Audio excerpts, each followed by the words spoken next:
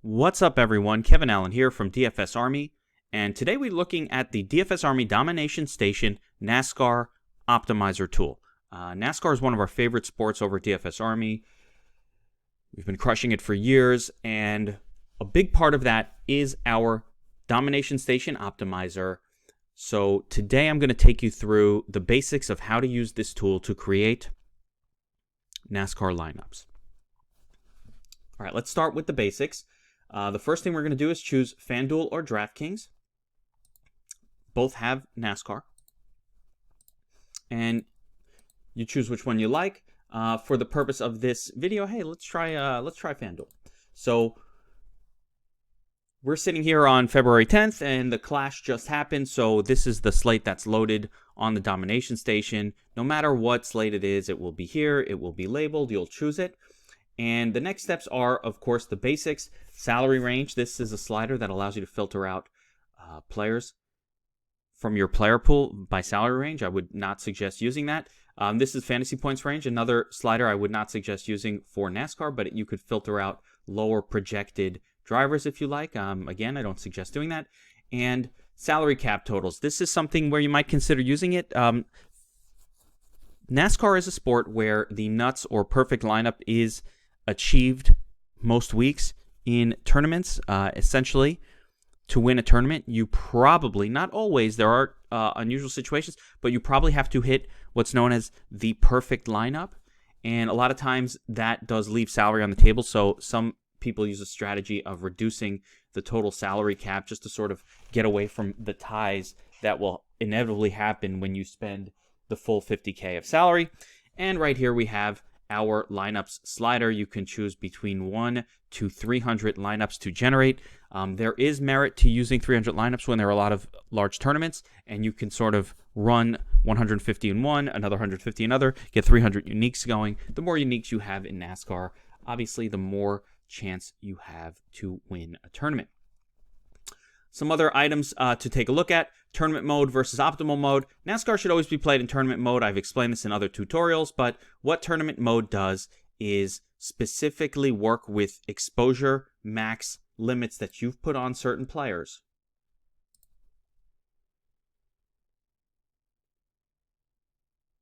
To spread exposure to those players across an entire player pool. So I'll show an example of that. If I have Kyle Busch and he's the top, well, let's actually bring up the top projected value on the slate. So in this one, it appears to be Kurt Busch. So essentially, if I'm just running this tool for 10 lineups, Kurt Busch will show up in all 10 of them. Most likely, let's see if that happens. 9 out of 10, so most of them. And if I set him to 50% on optimal mode, he will show up in the first 5 lineups and then not show up in the second 5 lineups that are generated in the order of generation.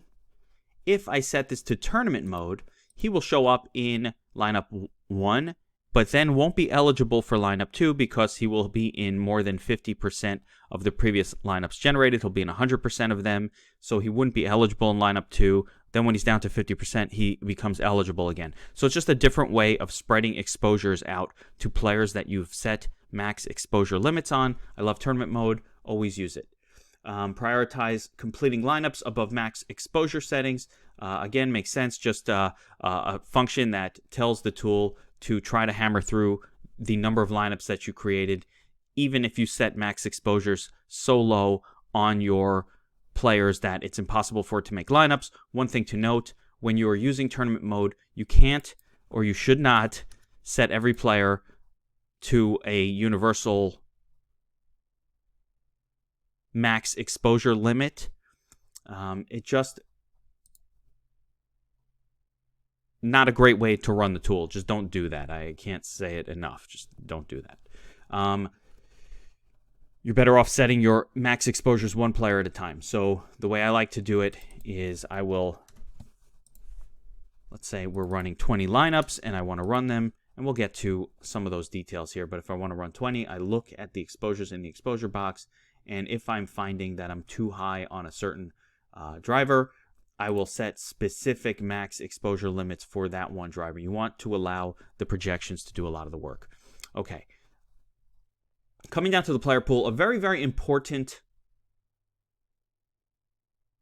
thing in NASCAR is understanding dominators and who the dominators are. What's a dominator? A dominator is a driver that will acquire dominator points by leading laps or running fast laps. That's a big way, the major way that scoring happens in daily fantasy NASCAR. Lead laps and fast laps. So what we've done in our research station is point out different races, how many dominators tend to dominate the race, and how often they change and this or that. So we wanted to give users control over forcing dominators into their lineups or limiting the number of dominators in their lineups. On the flip side, in plate races like Week 1 Daytona, for example, or Talladega, dominators are rare. You tend to have, on the super speedways, you tend to have a lot of lead changes, and you also just don't have that many laps in these races because they're so long and straight, and each lap is multiple miles. So dominators are less important, and sometimes with all the crashing that goes on in those type of races, you're almost better to avoid dominators. So our dominator stacking tool allows you to control all of that. Now, a couple of details. Dominator stack options. You get to choose at least, exactly, or at most how many dominators you want. 1, 2. Some races tend to have 2 dominators, the whole thing. 3, 1. 1 dominator runs out. So you choose this based on the analysis of the track itself, and some of that is available in the research station that you have access to. Details on how many dominators tend to be required in order to win a tournament. So you can control it. Secondarily, you can control which driver you consider to be a dominator. Now, the domination station will generally be set with our expectation of who we think can dominate the race.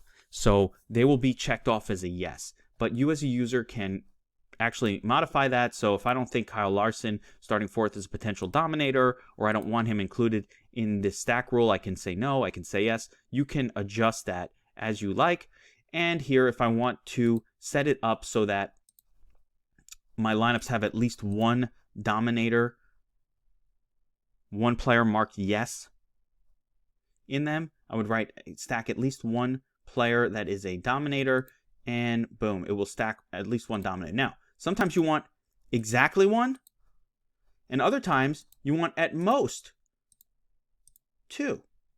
So you get to choose whatever stack option you want when it comes to dominators.